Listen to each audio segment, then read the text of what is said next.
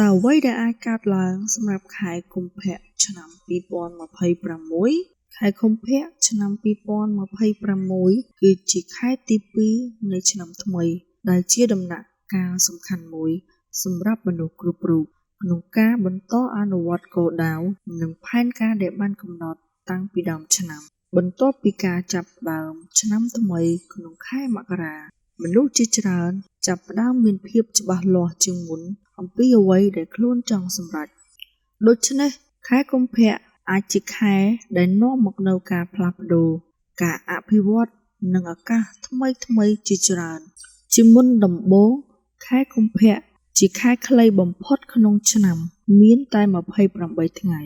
ការដែលមានថ្ងៃតិចជាងខែផ្សេងៗមានន័យថាពេលវេលាហាក់ដូចជាឆាប់ផុតជាងខែធម្មតាដូច្នេះមនុស្សមានផែនការធំគួររៀបចំពេលវេលាឲ្យបានល្អនិងមានវិន័យក្នុងការបំពេញការងារសម្រាប់បុគ្គលិកក្រុមហ៊ុន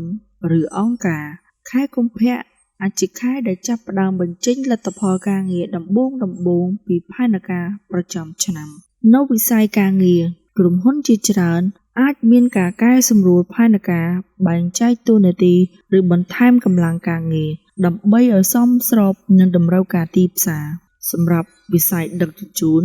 ឬឃ្លាំងស្តុកអាចមានការកើនឡើងនៃការបែងចែកទំនិញប្រសិនបើមានតម្រូវការកើនឡើងការរៀបចំតារាងការងារ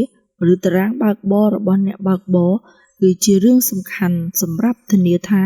ការងារដំណើរការយ៉ាងរលូននិងមានសុវត្ថិភាពសម្រាប់សិស្សនិស្សិតខែកុម្ភៈ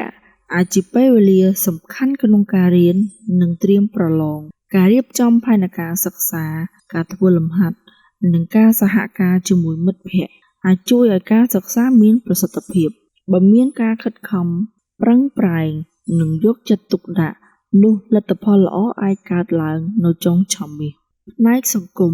ខែកុម្ភៈមានថ្ងៃ Valentine Day ដែលនៅថ្ងៃទី14ជាថ្ងៃនៃក្តីស្រឡាញ់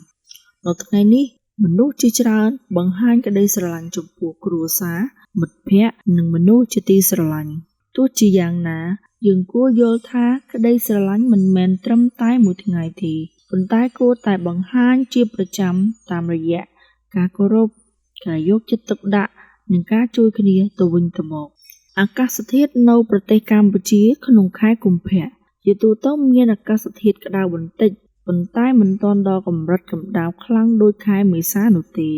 វាជាពេលសមស្របសម្រាប់សកម្មភាពក្រៅផ្ទះលេងកីឡា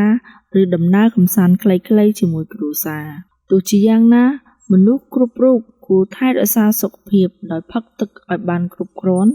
និងសម្រាកឲ្យបានគ្រប់និងបរិភោគអាហារដែលមានអនាម័យនៅផ្នែកសេដ្ឋកិច្ចតម្លៃទំនិញមួយចំនួនអាចមានការកែប្រែអាស្រ័យទៅលើការផ្គត់ផ្គង់និងតម្រូវការអាជីវកម្មត្រូវតែមាន